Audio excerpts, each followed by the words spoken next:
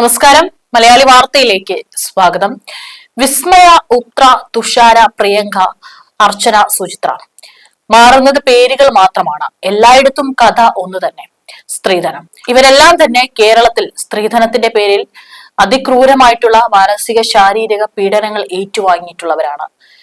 ആരോടും ഒന്നും തുറന്നു പറയാൻ സാധിക്കാതെ സ്വന്തം ജീവൻ തന്നെ ഇതിനു വേണ്ടിയിട്ട് അവർ ആത്മഹത്യ ചെയ്യുകയും ചെയ്തവരാണ്.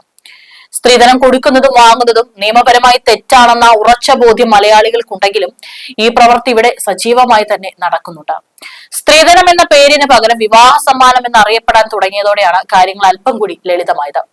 സ്ത്രീധന പീഡനത്തെ തുടർന്നുള്ള ആത്മഹത്യകൾ വീണ്ടും വാർത്തകളായതോടെ ഈ വിഷയം വീണ്ടും ചർച്ചയാവുകയാണ്. കേരളത്തിൽ എന്നല്ല, എല്ലായിടത്തും ഇത് തന്നെയാണ് അവസ്ഥ. ഇപ്പോൾ ഇത് ഏറ്റവും ഒടുവിലായി വീണ്ടും സ്ത്രീധന പീഡന മരണം. തമിഴ്നാട്ടിലെ തിരുപ്പൂരിൽ 27 വയസ്സുള്ള ഒരു സ്ത്രീ ആത്മഹത്യ ചെയ്തു. ഭർത്താവിന്റെയും ഭർത്തൃ വീട്ടുകാരുടെയും പീഡനം മൂലമാണ് ജീവൻ ഒടുക്കിയതെന്നാണ് വിവരം. മരിച്ച ഋതന്യ വസ്ത്ര കമ്പനി നടത്തുന്ന അണ്ണാദുരയുടെ മകളായിരുന്നു. ഈ വർഷം ഏപ്രിൽ 28-കാരനായ കവിൻ കുമാറുമായുള്ള ഋതന്യയുടെ വിവാഹം നടന്നത്. അതായത് വിവാഹം നടന്ന് കുറച്ചു മാസങ്ങൾ മാത്രം പിന്നിടുമ്പോഴാണ് യുവതി ആത്മഹത്യ ചെയ്തു എന്നുള്ള വാർത്തകൾ പുറത്തുവരുന്നത്. വിവാഹത്തിന് 100 പവൻ സ്വർണ്ണാഭരണങ്ങളും 70 ലക്ഷം രൂപ വില വരുന്ന ഒരു വോൾവോ കാറുമാണ് സ്ത്രീധനമായി നൽകിയിരുന്നത്. ഇത്രയേറെ സ്ത്രീധനം നൽകിയിട്ടായിരുന്നു മകളെ വിവാഹം കഴിപ്പിച്ചു വിട്ടത്. എന്നാൽ ഞായറാഴ്ച മോണ്ടിപ്പാളയത്തുള്ള ഒരു ക്ഷേത്രത്തിൽ പോകുന്നുവെന്ന് പറഞ്ഞ് ഋതന്യ വീട്ടിൽ നിന്ന് ഇറങ്ങുകയായിരുന്നു. വഴിയിൽ കാർ നിർത്തി കീടനാശിനി ഗുളികകൾ കഴിച്ചതായി റിപ്പോർട്ടുണ്ട്. പ്രദേശത്ത് വളരെ നേരം പാർക്ക് ചെയ്തിരുന്ന ഒരു കാർ കണ്ടതിനെ തുടർന്ന് നാട്ടുകാരാണ് പോലീസിനെ വിവരം അറിയിച്ചത്. പോലീസ് നടത്തിയ പരിശോധനയിലാണ് ഋതന്യയുടെ വായിൽ നിന്ന് നുരയും പതയും വന്ന മരിച്ച നിലയിൽ കണ്ടെത്തുന്നത്. മരണത്തിന് മുൻപ് അവൾ തന്റെ പിതാവിന് വാട്സപ്പിൽ 7 ഓഡിയോ സന്ദേശങ്ങൾ അയച്ചിരുന്നുവെന്നും അതിൽ തന്റെ തീരുമാനത്തിന്, അതായത് മരിക്കാനുള്ള ഈ തീരുമാനത്തിന് ക്ഷമാപണം നടത്തുകയും ആരോപണ വിധേയമായ പീഡനം സഹിക്കാൻ കഴിയാത്തതിനെ കുറിച്ച് സംസാരിക്കുകയും ചെയ്തിരുന്നുവെന്നും വൃത്തങ്ങൾ അറിയിച്ചിട്ടുണ്ട്. ഒരു സന്ദേശത്തിൽ ഭർത്താവും ഭർത്താവിന്റെ ബന്ധുക്കളും ചേർന്ന് തന്നെ കവിന് വിവാഹം കഴിപ്പിക്കാൻ മുൻപേ പദ്ധതിയിട്ടിരുന്നതായി അവർ പറഞ്ഞതായി റിപ്പോർട്ടുണ്ട്. ഇത് മാത്രമല്ല, അതിൽ പറഞ്ഞിട്ടുള്ളത് തനിക്ക് അവരുടെ മാനസിക പീഡനം ദിവസേന സഹിക്കാൻ കഴിയുന്നില്ല. ഇതിനെക്കുറിച്ച് ആരോട് പറയണമെന്ന് എനിക്കറിയില്ല.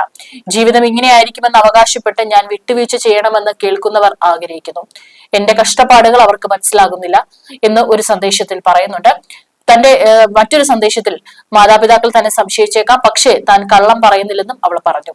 എന്റെ ചുറ്റുമുള്ള എല്ലാവരും അഭിനയിക്കുകയാണ്. ഞാൻ എന്തിനാണ് നിശബ്ദയായിരിക്കുന്നതെന്നോ ഇങ്ങനെയാകുന്നതെന്നോ എനിക്ക് മനസ്സിലാകുന്നില്ലെന്നും പറയുന്നുണ്ട്. ഇനി ഇതുപോലെ മുന്നോട്ട് പോകാൻ കഴിയില്ലെന്നും കൂട്ടിച്ചേർത്തു. എന്റെ ജീവിതകാലം മുഴുവൻ നിങ്ങൾക്കൊരു ഭാരമാകാൻ ഞാൻ ആഗ്രഹിക്കുന്നില്ല. ഇത്തവണ ഞാൻ ഒരു തെറ്റും ചെയ്തിട്ടില്ല. എനിക്ക് ഈ ജീവിതം ഇഷ്ടമല്ല. അവൻ എന്നെ ശാരീരികമായി പീഡിപ്പിക്കുമ്പോൾ അവർ എന്നെ മാനസികമായി ആക്രമിക്കുകയാണെന്നും പറഞ്ഞിട്ടുണ്ട്. എനിക്ക് ഈ ജീവിതം ഇഷ്ടമല്ല. എനിക്ക് എന്റെ ജീവിതം തുടരാൻ കഴിയില്ല. അച്ഛനും അമ്മയുമാണ് എന്റെ ലോകം. എന്റെ അവസാന ശ്വാസം വരെ നിങ്ങളായിരുന്നു എന്റെ പ്രതീക്ഷ. പക്ഷെ ഞാൻ നിങ്ങളെ വല്ലാതെ വേദനിപ്പിച്ചു. എനിക്ക് ഇത് തുറന്നു പറയാൻ കഴിയുന്നില്ലെങ്കിലും എന്നെ ഇങ്ങനെ കാണാൻ കഴിയുന്നില്ല. കഷ്ടപ്പാട് എനിക്ക് മനസ്സിലാകും. ക്ഷമിക്കണം അച്ഛ, എല്ലാം കഴിഞ്ഞ് ഞാൻ പോകുന്നു എന്നാണ് മറ്റൊരു സന്ദേശത്തിൽ അച്ഛൻ അയച്ചിട്ടുള്ള ഈ ഒരു 7 ഓഡിയോ ക്ലിപ്പുകളിൽ ഋതന്യ പറഞ്ഞിരിക്കുന്നത്. ഇതിൽ നിന്നൊക്കെ തന്നെ ആ വീട്ടിൽ ഇത്രയും ദിവസത്തിനിടയിൽ, അത് ഇത്രയും മാസത്തിനിടയിൽ, ഏപ്രിലാണ് വിവാഹം കഴിഞ്ഞത്, ഇത്രയും മാസത്തിനിടയിൽ താൻ അതിക്രൂരമായിട്ട് മാനസികമായും ശാരീരികമായിട്ടും പീഡനങ്ങൾ ഏറ്റുവാങ്ങുകയായിരുന്നു. പക്ഷെ അതിനെക്കുറിച്ച് വീട്ടുകാരോട് പറയാനും അല്ലെങ്കിൽ ആരോടും ഇതിനെക്കുറിച്ച് തുറന്നു പറയാൻ സാധിക്കുന്നില്ല എന്നുള്ളതും ഋതന്യ വ്യക്തമാക്കുന്നുണ്ട്. അതുകൊണ്ട് തന്നെയാണ് താൻ ഇത്തരത്തിൽ ഒരു തീരുമാനം എടുത്തതെന്നും തന്നോട് ക്ഷമിക്കാൻ വീട്ടുകാരോട് പറയുന്നതായും ഋതന്യ പറഞ്ഞിട്ടുണ്ട്.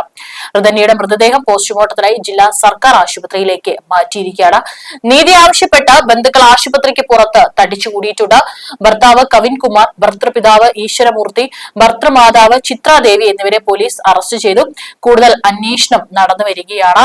ഇനി വീട്ടുകാരെ, ഈ പെൺകുട്ടിയുടെ വീട്ടുകാരെ അടക്കം ചോദ്യം ചെയ്താൽ മാത്രമായിരിക്കും ഇതിനു മുൻപും ഇത്തരത്തിൽ പീഡനം ഏറ്റുവാങ്ങുന്നതിനെ കുറിച്ച് ഋതന്യ വീട്ടുകാരോട് പറഞ്ഞിരുന്നോ തുടങ്ങിയിട്ടുള്ള കാര്യങ്ങളെല്ലാം തന്നെ മനസ്സിലാവുകയുള്ളൂ. കൂടുതൽ ആളുകൾക്ക് ഒരുപക്ഷെ ആത്മഹത്യക്ക് പ്രേരിപ്പിക്കുന്ന രീതിയിൽ എന്തെങ്കിലും മരിക്കുന്നതിന് മുൻപ് സംഭവിച്ചിട്ടുണ്ടോ എന്നുള്ള കാര്യങ്ങളൊക്കെ തന്നെ ഇനി അറിയേണ്ടതുണ്ട്. പലപ്പോഴും ഇത് കേരളത്തിലാണെങ്കിലും ഇത്തരത്തിലുള്ള സ്ത്രീധന പീഡന വാർത്തകൾ നിരവധി നമ്മൾ കണ്ടിട്ടുണ്ട്, കേട്ടിട്ടുണ്ട്. സ്ത്രീധനം ആവശ്യപ്പെട്ടാൽ 5 വർഷം വരെ തടവ് ശിക്ഷ ലഭിക്കാവുന്ന 1961 പാർലമെന്റ് പാസാക്കിയ ശക്തമായ നിയമം രാജ്യത്തുണ്ട്. അപ്പോഴാണ് സ്ത്രീധന പീഡനങ്ങളും ദാരുണ മരണങ്ങളും നമ്മുടെ രാജ്യത്ത് റിപ്പോർട്ട് ചെയ്യുന്നത്, കേരളത്തിലാണെങ്കിലും. ഉള്ളതെല്ലാം വിറ്റുപെറുക്കിയും കൊള്ളപ്പലിശയ്ക്ക് കടമെടുത്തും എടുത്താൽ പൊങ്ങാത്ത സ്ത്രീധനം കൊടുത്ത മകളെ കെട്ടിച്ചയച്ച് കടക്കണിയിലായ കുടുംബങ്ങൾ കേരളത്തിൽ ലക്ഷക്കണക്കിനുണ്ട്. നിയമം എത്ര തന്നെ കണിശമായാലും സമൂഹം ഒരു കുറ്റകൃത്യത്തെ സാധുവാക്കിയാൽ അത് അനുസൃതം നടക്കുമെന്നതിന് ഏറ്റവും മികച്ച ഉദാഹരണം തന്നെയാണ് സ്ത്രീധനം. ഈ ഒരു സാംസ്കാരിക സംവേദനക്ഷമതയ്ക്കും ഇതിൽ ഒരു വലിയ റോളുണ്ട്. കുറ്റകൃത്യത്തിന്റെ ഗൗരവം എല്ലായ്പ്പോഴും അത് നിലനിൽക്കുന്ന സാമൂഹിക ഘടനയുമായി ബന്ധപ്പെട്ടിരിക്കുന്നു. നിയമം കർശനമായപ്പോൾ പാരിതോഷികം എന്ന പേരിൽ ഈ അനാചാരം ഇന്നും തുടർന്നു പോരുന്നു.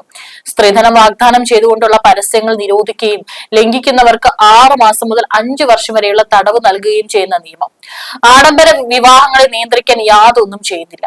2021 സംസ്ഥാന വനിതാ കമ്മീഷൻ അത്തരം ആവശ്യം മുന്നോട്ട് വെച്ചെങ്കിലും ഒന്നും ഫലം കണ്ടില്ല. ആഡംബര വിവാഹങ്ങളെ നിയന്ത്രിക്കാനുള്ള ഒരു ശ്രമം എന്ന നിലയിൽ മംഗല്യ നിധി സെസ് കേരള സർക്കാർ 2015 കൊണ്ടുവന്നെങ്കിലും കേരള ഹൈക്കോടതി അത് റദ്ദു ചെയ്യുകയാണ് ഉണ്ടായത്. വിവാഹം, ഗർഭധാരണം എന്നിവയെ സംബന്ധിച്ചു പോലും സ്വന്തമായ തെരഞ്ഞെടുപ്പ് നടത്താൻ പ്രായപൂർത്തിയായ ഒരു വ്യക്തിക്ക് ഈ സമൂഹത്തിൽ എത്ര കണ്ട് സാധിക്കുന്നുണ്ട് എന്നതും ഇത്തരം സന്ദർഭങ്ങളിൽ ചേർത്ത് വായിക്കേണ്ടതാണ്. എങ്കിലും ഒന്നും വേണ്ട വിധം ഫലം കാണുന്നില്ല എന്നതാണ് യാഥാർത്ഥ്യം. ചീഫ് ഡവറി പ്രൊഹിബിഷൻ ഓഫീസറുടെ സർക്കുലർ പ്രകാരം ഗവൺമെന്റ് സംവിധാനങ്ങളിലെ പുരുഷ ജീവനക്കാർ തങ്ങൾ സ്ത്രീധനം വാങ്ങിയില്ല, വിവാഹം കഴിച്ചത് എന്ന് നിലവിൽ സത്യവാങ്മൂലം നൽകണം. ഇന്ത്യൻ പീനൽ കോഡിന്റെ 498A വകുപ്പ് പ്രകാരം സ്ത്രീധന പീഡന കേസുകൾ അനവധി രജിസ്റ്റർ ചെയ്യാറുണ്ടെങ്കിലും ശിക്ഷിക്കപ്പെടുന്നത് വളരെ തുച്ഛമാണ്. 12.1% മാത്രമാണ് കൺവിക്ഷൻ നിരക്ക്. ഇത്തരം പ്രവണതകളുടെ തുടർച്ചയ്ക്ക് അതും ഒരു കാരണമാണ്. വളരെ ആഴത്തിൽ മൾട്ടി ഡിസിപ്ലിനറി സമീപനത്തിലൂടെ മാത്രമേ അതിനെ ചെറുക്കാൻ കഴിയൂ. വിവാഹപൂർവ്വം കൗൺസിലിംഗ് പോലുള്ള ആവശ്യം വേണ്ട നടപടികൾ നിർബന്ധിതരാക്കുക, സോഷ്യൽ വെൽഫെയർ സ്ഥാപനങ്ങളുടെ കൂടി സഹായത്തോടെ ഇത്തരം കുറ്റകൃത്യങ്ങൾ യഥാസമയം റിപ്പോർട്ട് ചെയ്യിപ്പിക്കുക, ബോധവൽക്കരണം കൂടുതൽ കാര്യക്ഷമമാക്കുക എന്നതും ആവശ്യം വേണ്ട ഇടപെടലുകളാണ്. ശിക്ഷയുടെ കാഠിന്യമല്ല, മറിച്ച് നിശ്ചിതത്വമാണ് കുറ്റകൃത്യങ്ങളെ തടയുക. ഇത്തരം കേസുകൾ വളരെ വേഗം വിചാരണ നടത്തി തീർപ്പാക്കാൻ ഫാസ്റ്റ് ട്രാക്ക് കോടതികളും ഉണ്ടാകണം. സ്ത്രീധന നിരോധന ചട്ടങ്ങൾ പ്രകാരം വധുവിന് ലഭിക്കുന്ന പാരിതോഷികങ്ങളുടെ ലിസ്റ്റ് സത്യവാങ്മൂലമായി രജിസ്ട്രേഷൻ സമയത്ത് സമർപ്പിക്കണം. നവംബർ 26 സ്ത്രീധന നിരോധന ദിനമായി ആചരിച്ച് പ്രതിജ്ഞ ചെയ്തതുകൊണ്ടോ കടുത്ത ശിക്ഷകൾ പ്രഖ്യാപിച്ചതുകൊണ്ടോ മാറ്റപ്പെടുന്ന ഒരു സാമൂഹിക അപകടമല്ല സ്ത്രീധനം. ഒരു പാട്രിയാർക്കൽ സമൂഹം അതിന്റെ പഴഞ്ചൻ ബോധ്യങ്ങളിൽ തുടരുമ്പോൾ ശക്തമായ ഇടപെടലുകളിലൂടെ മാത്രമേ അവിടെ മാറ്റം കൊണ്ടുവരാൻ സാധിക്കൂ. പ്രത്യേകിച്ചും അവിടെ കച്ചവട താല്പര്യങ്ങൾക്കെതിരെയാണ് സ്റ്റേറ്റ് സഞ്ചരിക്കേണ്ടി വരിക എന്നത് ആ പ്രയത്നത്തിന്റെ കാഠിന്യം വർദ്ധിപ്പിക്കുന്നു. സമൂഹത്തെ ശക്തമായ രീതിയിൽ തുടർച്ചയായി ബോധവൽക്കരണം ചെയ്യാതെ നിയമം കൊണ്ട് മാത്രം ഇന്ത്യൻ മണ്ണിൽ ഇത്ര കുറ്റകൃത്യമായിട്ടുള്ള ഈ ഒരു സ്ത്രീധന പീഡനത്തെ ചെറുക്കുക എന്നത് അസാധ്യമാണ്.